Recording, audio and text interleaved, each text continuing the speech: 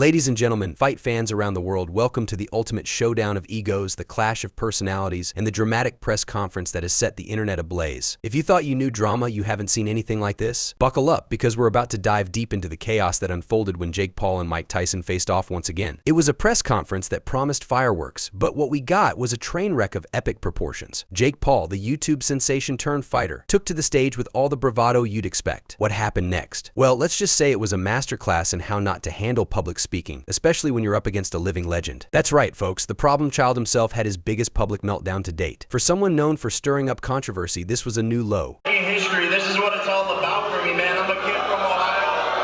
New York. Shut the New York. Boo yourselves, New York. Jake Paul, who's built his career on shock value and bravado, was exposed for all his weaknesses. So what exactly went down at this press conference? Why did it turn into a public spectacle? Let's break it down. The press conference was meant to hype up their upcoming fight, but instead, it turned into a showcase of just how mismatched these two competitors are in terms of mindset and experience. Jake Paul, trying desperately to maintain his tough guy image, quickly began to unravel. New York, you're just like Mike Tyson. You were good 20 years ago. New York. His attempts to project confidence fell flat, and what we witnessed was nothing short of a full-blown panic attack. At the end of the day, people are always going to have something to say. It's because of who I am. It's because I proved everyone wrong. Within seconds, Jake Paul was stumbling over his words, unable to maintain his composure. His attempt to look tough and intimidating was quickly overshadowed by his own nerves. From trying to act nonchalant to outright panic, Jake Paul's performance was a textbook case of how not to handle press conferences. And then there was Mike Tyson, cool, collected, and absolutely lethal with his words. Jake, let's not feel to the fact. You got a YouTuber fighting the greatest fighter that ever lived.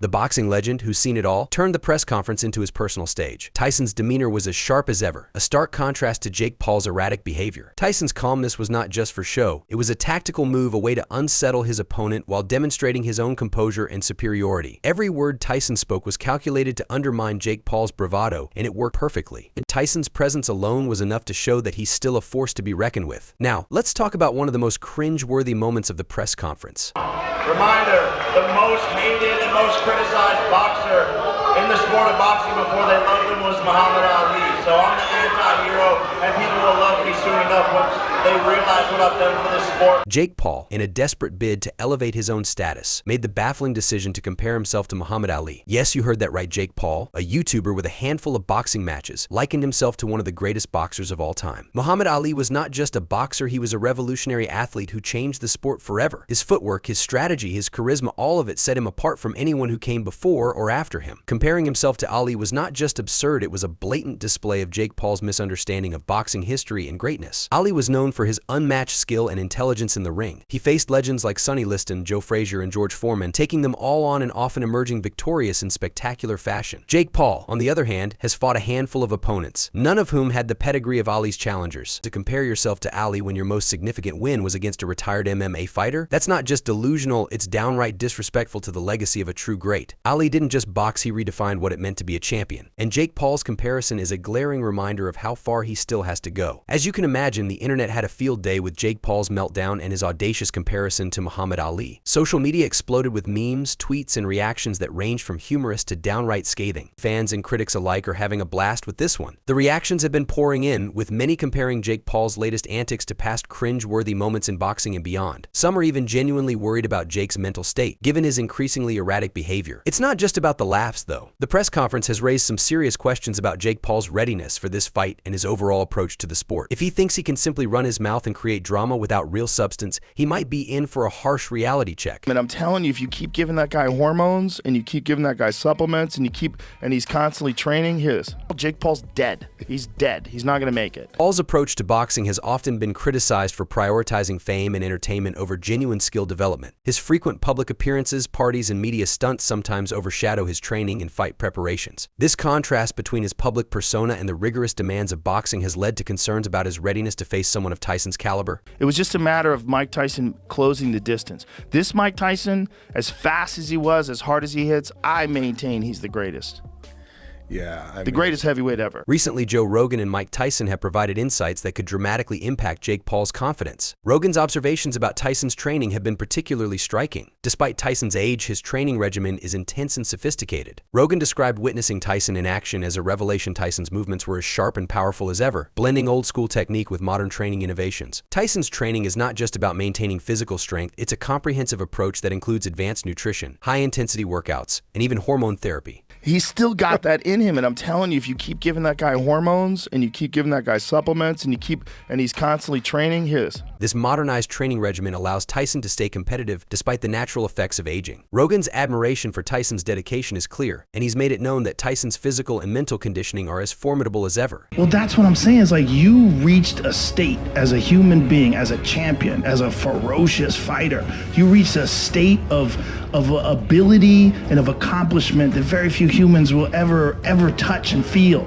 Rogan also pointed out the psychological aspect of Tyson's prowess. I rip his heart out. I'm the best ever. I'm the most brutal and vicious and most ruthless champion there's ever been. There's no one can stop me. Conqueror? No, I'm Alexander. He's no Alexander. I'm the best ever. There's never been anybody as ruthless. I'm Sonny Liston. I'm Jack Dempsey. There's no one like me. I'm from their claw. There's no one that can match me. Tyson's mere presence and his reputation for psychological warfare are factors that can intimidate opponents long before the first bell rings. Rogan's analysis highlights that Jake Paul's confidence may be misplaced if he underestimates the mental game Tyson brings to the table. A common topic of discussion in the lead-up to the fight is Tyson's age. At 54, many question whether Tyson can still compete at the highest level. However, Rogan's perspective challenges this notion. He emphasizes that Tyson's age does not diminish his skills or his ability to train effectively. Instead, Tyson's approach to maintaining his physical and mental sharpness is a testament to his commitment and adaptability. He's still got that in him, and I'm telling you, if you keep giving that guy hormones and you keep giving that guy supplements and he's constantly training,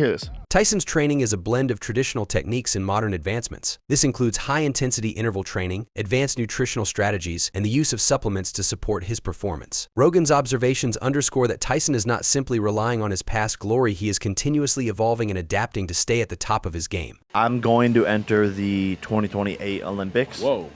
For boxing in Los Angeles. If I was Jake Paul right now, I would be shitting my pants. Now, of course, for Jake Paul, if he did go and fight in the Olympics, well, first of all, it wouldn't be his promotion, would it? So he wouldn't be able to cherry pick opponents. He wouldn't be able to take people that are way past their sell-by date, like Mike Tyson, who's 58 years old. No. The age debate often overshadows Tyson's actual preparation and dedication. By focusing on Tyson's current training and conditioning, Rogan and others highlight that Tyson's ability to perform at a high level is not hindered by his age. Instead, it is a reflection of his relentless drive and strategic approach to the sport. In contrast to Tyson's disciplined approach, Jake Paul's recent behavior suggests a lack of seriousness about his boxing career. Following his knockout victory over Mike Perry, I'm a fat I don't do steroids, and I take it as a compliment because there's no other excuse to me knocking out all of your champions. Paul seemed to indulge in a lifestyle more associated with celebrity than with the rigorous demands of professional boxing. His public appearances in Paris, where he was seen partying and socializing, starkly contrast with Tyson's focused training regime. Paul's lifestyle choices have led to criticisms about his dedication and preparedness. His partying and media appearances might be seen as distractions rather than enhancing his boxing skills. This lifestyle, coupled with a perceived lack of serious training, raises questions about whether Paul is truly ready for the challenge Tyson represents. Rogan's insights into Paul's preparation or lack thereof suggest that Paul's confidence may be unfounded. His recent behaviors could be indicative of someone who underestimates the complexities of boxing, especially when facing a legend like Tyson. The difference in approach between Paul and Tyson is not just about physical conditioning, but also about the mindset and dedication required for success in the sport. A particularly interesting aspect of this saga